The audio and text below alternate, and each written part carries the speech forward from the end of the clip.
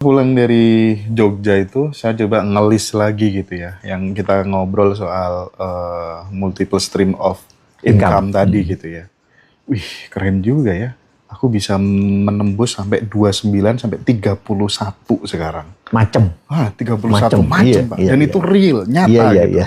Awalnya sebelum sering konten sama Bapak tuh, nggak mungkin kayaknya aku 1 bulan bisa tembus 1 M tuh nggak mungkin. Sekarang tuh angka yang sangat mudah, Pak. Ya karena streamingnya banyak.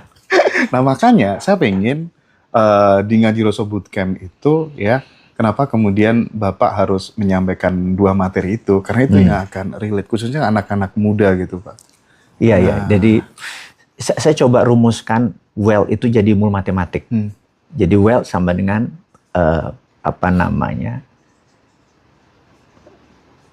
kemakmuran itu sama dengan apa ya mungkin.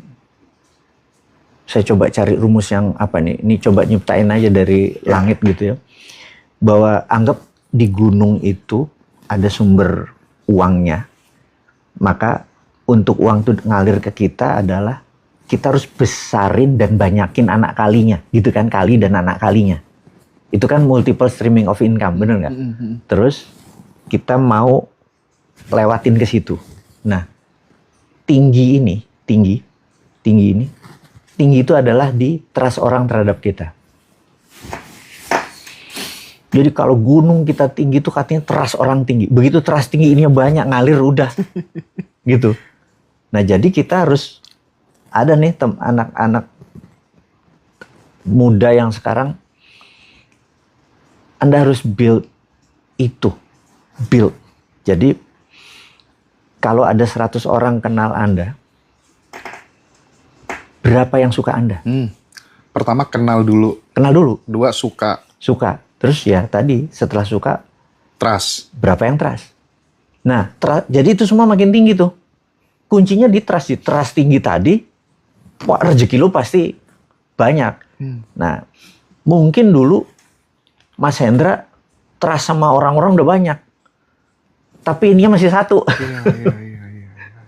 Begitu ini dibanyakin, kerjanya gampang, bener nggak? Gitu, kerjanya gampang. Yang berat adalah ininya banyak, tapi nggak dipercaya, ya nggak jalan. Setuju. Nggak jalan. 2 itu, jadi kaya itu adalah trust-nya tinggi, ininya banyak, gitu. Deres sudah pasti. Pertama kamu harus dikenal banyak orang, yang kedua kamu harus disukai banyak orang.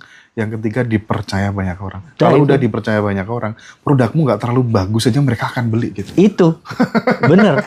Kalau udah dipercaya gitu. Nah, terus itu adalah manusia level 3.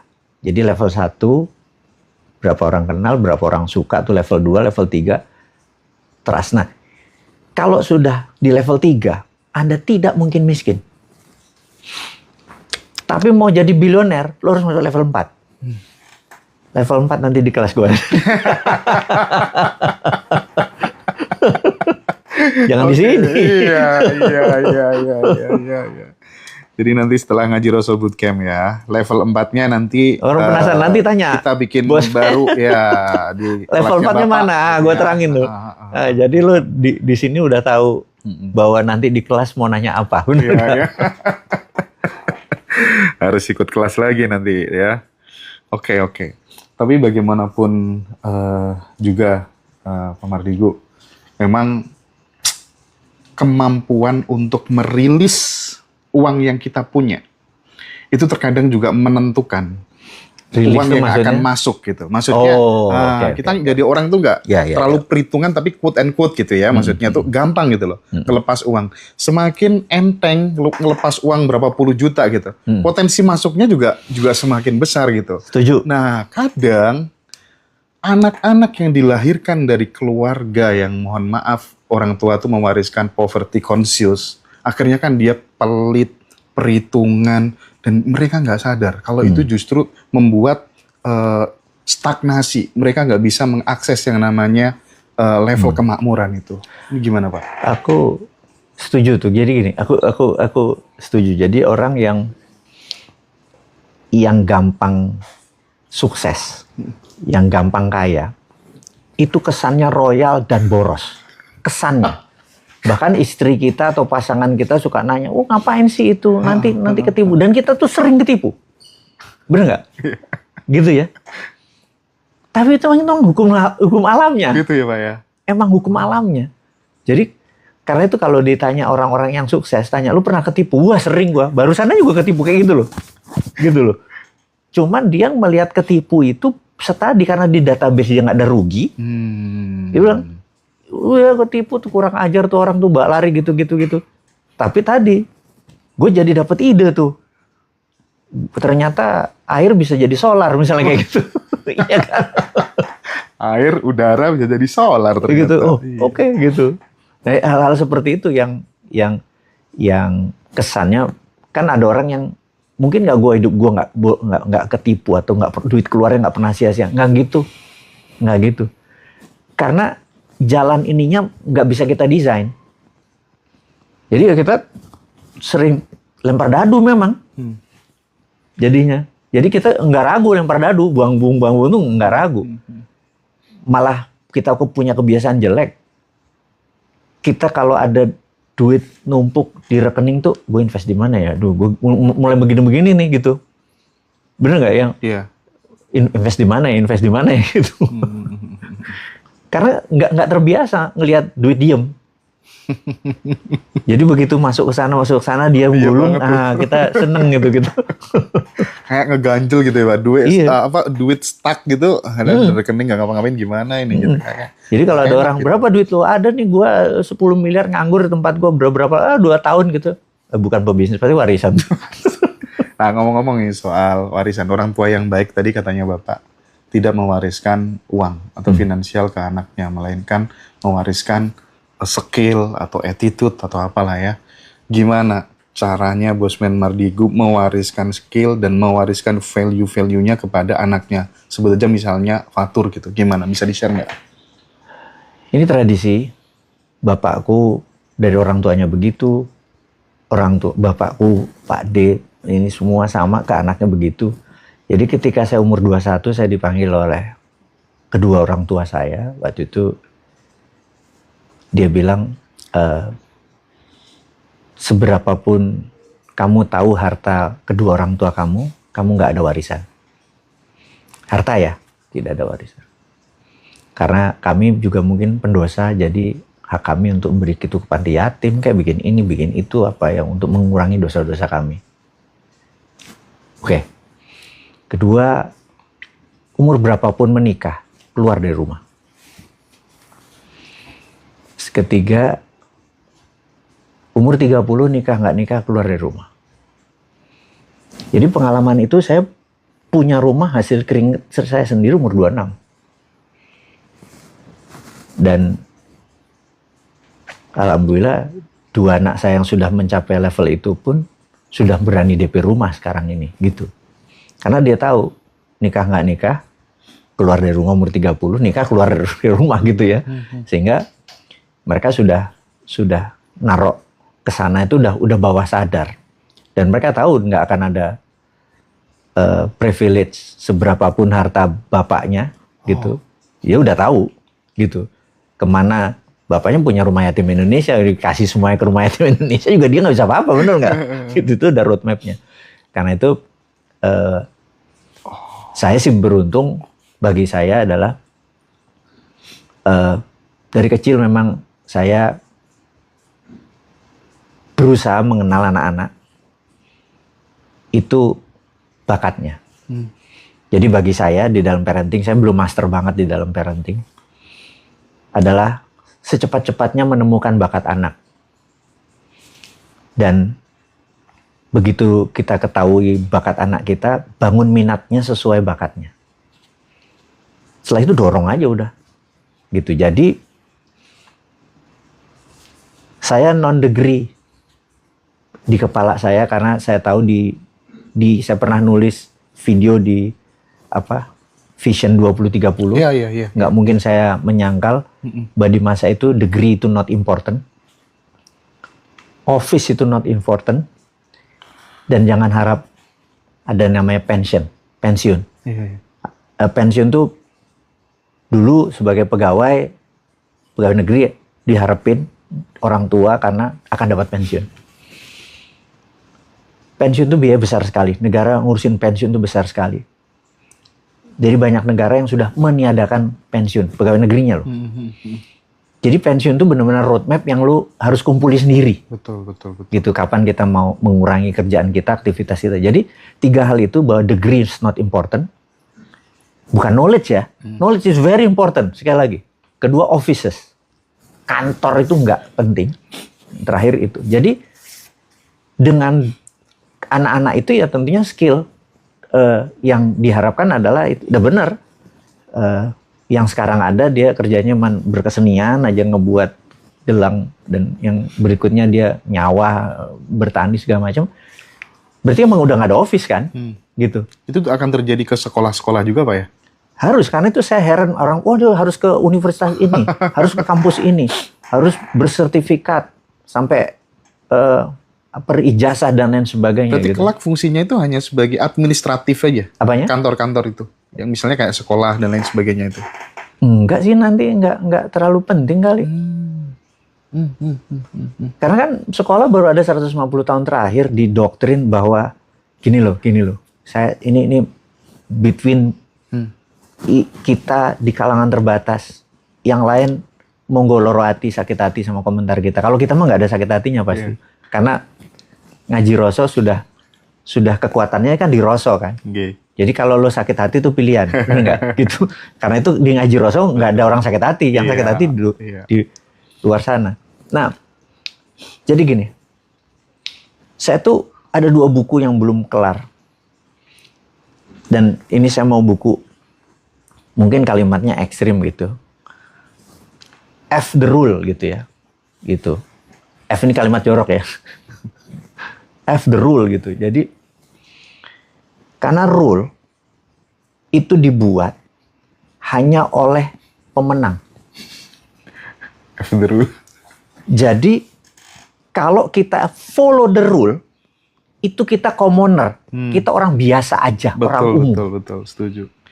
Amerika nggak follow rule karena dia make rule. Indonesia kalau commoner follow rule-nya Amerika, gitu kira-kira. Tapi kalau kita mau menang, kita harus set the rule. Jadi pemenang atau pengendali itu buat rule. Nah, 150 tahun terakhir, 250 tahun terakhir, ada orang yang mau mengontrol dunia. 2 toolnya, sekolahan dan agama. Boleh sakit hati loh. Di ngaji roso nggak sakit hati kalau soal ini. Iya, makanya di ngaji roso nggak sakit hati. Jadi sekolah dan agama itu dibuat rule. Kalau kayak gini, lo dosa lo, begini, lo dosa lo. Itu jujur, 400 tahun yang lalu beragama Islam nggak seperti ini, beragama Kristen nggak seperti ini, apalagi Yahudi. Enggak. Baru 150 tahun terakhir. Sekolah juga sama. Jadi rule itu akhirnya tidak membuat orang kreatif. Ya follow aja akhirnya. Ya udah, yang kaya jadi sangat kaya, yang miskin sangat miskin, nanti terjadi gap 5%, 95 ini. Karena dia diciptain kayak robot, bergenerasi diciptain, dan gue mau break itu. Gue mau break akademisi, gue mau break pelajaran sekolah. Sekolahnya ya, bukan ilmunya, bukan knowledge-nya, bukan skill-nya. Enggak, gue nggak bertentangan dengan itu. Yang gue bertentangan adalah tadi doktrin yang pagi harus duduk diam, selamat pagi Bu Guru, mati gue. Cium tangan guru, jegrek kayak gitu. Robotik semuanya. Benar. Gue nggak bilang, nanti jadi nggak sopan. Ya nggak gitu juga gitu loh. Jangan hitam putih banget ngelihatnya gitu loh. Tapi ini adalah sebuah masa kita mau break itu semua. Kalau Indonesia dan orang tua murid dan para guru-guru tidak merubah cara lo ngajarin ilmu, Indonesia jadi negara commoner, kita menjadi negara mediocre, kita akan terus terjajah. Dan nggak akan pernah mau buat rule karena kita bilang ini salah, ini rule. Saya pernah bilang, Quran itu 97% isinya keindahan, pelajaran, akhlak, sejarah, contoh yang harus ditiru. Hanya 3% tentang rule, nggak boleh ini. Tapi mau itu ustadz, kiai, ulama, habib, 3%. Agama lain, pendeta, mau itu brahmacarik, sebutin rule. Itu apa? Bener nggak? Silakan sakit hati. Saya bilang gitu sekali lagi, karena itu pilihan. Karena kenapa nggak dibawa yang contoh-contoh baik itu? Ya karena mereka pengen lu taat sama ini, karena gue perlu duit lu, karena gue perlu selangkangan lu, kayak gitu kadang-kadang gue ngomong ekstrim ya. Iya. Tapi itu banyak kok Pak. Terjadi memang. Nah, Jadi istri-istrimu buat aku. iya kayak Iya, gitu kan. gitu. Karena duriat. Iya. Iya. Apapun itu, nah ngaji Roso ini kan mendistrap, membangun kesadaran, membangun pengingat. Ya urusan nanti nggak ada yang ngikuti atau malah marah-marah silakan. Yang marah tuh pasti yang mau buat rule, yang followernya bingung, gitu. Ya udah kita harus mengingatkan mereka bahwa oke, kita mau jadi negara berdaulat, kita mau jadi super kaya, nggak boleh ada rule, bener nggak? Gimana mau kreatif lu kalau dibatasi? Iya, betul banget, betul banget. Oke Pak, mungkin ini di segmen akhir Pak. Ini tentang Money Mastery Revolution. Masih banyak teman-teman ngaji Roso yang belum paham. Sih. Ya, isinya apa gitu ya. Cara bikinnya bagaimana, pakai frekuensi apa gitu ya. Iya. Jadi ini ada kata-kata 432. Kita tahu bahwa si Nikola Tesla itu menemukan vibrasi dengan kombinasi 9. Jadi 3, 4, 3, 2. Jadi gelombang yang kita pakai adalah sewaktu merekam ini berada di hertz segitu, gitu, stabil terus. Dan itu memang gelombang kreatif. Jadi gelombang itu ada macam-macam. Jadi ada kreatif, ada happiness, ada health untuk kesehatan. Ini gelombang kreatif karena untuk kaya kita perlu kreatif. Kaya nggak mungkin follow. Kaya terus break sesuatu yang sesuatu. Nah, kreatif. Jadi di sini ada 49 video yang bervibrasi di gelombang sekian tadi. Itu diharapkan bisa masuk langsung ke bawah sadar. Jadi contohnya, penting kita untuk sering main monopoli, penting kita sering bermain ngomong bisnis segala macam, membaca buku bisnis itu aja supaya bawah sadar kita banyak masuk itu. Nah, di sini kita memberikan contoh-contoh tentang kehidupan, cara kaya, bagaimana mengerjakan ABC, itu hanya untuk referensi supaya ini masuk ke bawah sadar. Jadi sebenarnya ada kata-kata subliminal yang jadi kan kita ini ada gelombang, ini anjing yang denger, ini kelelawar yang denger, kira-kira gitu kan. Nah, gelombang ini berada di level itu. Jadi kalau di sini nggak kedengeran, di sini ngomongnya videonya dan ininya. Tapi kata-kata di bawah itu adalah kunci. Benar-benar ada skrip, ada mantra. Sebenarnya kalau boleh bilang mantra, rapalan dah. Gue ngomong kalau ngaji Roso nih gue enak soalnya. Ada rapalannya yang berisi positif, masuk ke bawah sadar. Dan saya udah bocorin aja salah satunya. Begitu selesai ini, Anda itu bawaannya pengen giving. Entah bagaimana ngelihat orang tuh pengen beri aja terus. Betul. Gitu. Jadi gue minta maaf karena kok saya duit saya 1000-1000-1000-nya saya kasih orang sih. Itu gara-gara itu sahabat. Yes. Jadi saya minta maaf karena ini ada salah satu program yang saya paksakan, saya force. Sebenarnya nggak boleh force. Kalau force kan tapi saya force. Jadi ini pilihan. Jadi kalau Anda mau kaya itu harus tangan di atas. Tangan di atas harus latihan. Nah, kita paksa. Jadi kalau Anda nggak mau kaya, jangan pernah denger ini. Karena toto Anda mau ngasih terus protes. Pak, saya nggak mau kaya, Pak. Saya senang miskin, Pak. Karena miskin saya diperhatiin orang, Pak. Gitu kan? Iya. Tapi itulah. Jadi kaya yang cepat adalah salah satunya tangan di atas. Ada beberapa titik. Total berapa jam sih sebenarnya kalau di total? 49 kali 10. Jadi 490 menit. Sekitar 6 jam kali ya? Oh, nggak nyampe. Nggak sampai ya. Gitu. Kira-kira. Karena ada yang 5 menit, ada yang 15 gitu. Nah, oke, saya bocorin yang kedua. Jangan heran setelah tamat, kalau diulang-ulang, Anda bawaannya pengen minta maaf. kalau Toto, wah gue kok ingat sama ini ya, langsung tengok, bro gue minta maaf, apa-apaan lu mati lu gitu. Entah bagaimana Anda terkaget-kaget, but ternyata untuk sukses itu Anda harus melepas semua yang masalah, terus pengen cium kaki ibu ya, pengen minta maaf, dosa-dosa gue mungkin pernah ngucap, lakukan, karena itu ada di dalam situ. Bayangin ada 2 ya, gue bocorin, yang lain gue nggak bocorin. Iya kan, termasuk juga bagaimana cerita seorang Mardigu saat ditipu dan kemudian memaafkan orang yang menipunya.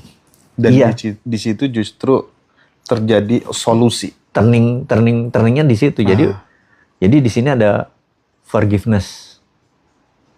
Jadi untuk hidup tuh ada 2 forgiveness-nya. Forgive of others, maafin orang lain, dan forgive of self, maafin diri lu. Ini gue baru bocorin yang FOO tadi dan FOS tadi tuh. Jadi di dalam ini bukan sekedar membeli benda, ngomong, dilihat videonya, bukan. Tapi ada kekuatan di dalam itu yang di bawah sadar terprogram, dan itu menjadi Anda yang baru, menjadi new you gitu ya. Nah, dan itu pilihan. Jadi kalau ini kenapa bisa dibuat begini? Karena ini personal perjalanan hidup saya, ketemu sama banyak bilioner, triliuner, bahkan dari muda, terus seumur segini mereka jadi, vibrasi yang mereka dapatkan, pengalaman yang mereka buat, tindakan yang mereka itu, pilihan-pilihan mereka pada saat menghadapi masalah-masalah, akhirnya di summary, di cerita-cerita itu, dan mantra dan rapalan itu benar-benar sebuah bukti kehidupan. Ini bukan jarene atau katanya. Ini benar-benar pengalaman pribadi. Jadi ini laduni nih, man-made nih. Laduni, man-made. Oke. Jadi itu teman-teman semuanya, karena Bapak juga ada tamu gitu ya. Jangan lupa rajahnya ya. Raja Wijaya Kusuma itu tuh limited edition. Nanti bisa teman-teman dapetin pas acara di Surabaya dan acara Ngaji Roso Bootcamp bersama Bosman Mardigu nanti di Yogyakarta tanggal 30 Mei. Itu adalah momentum biar teman-teman segera hidupnya berubah, nggak mengeluh lagi soal kemakmuran gitu ya Pak, kurang lebihnya ya. Oke. Terima kasih banyak Bosman Mardigu atas waktunya.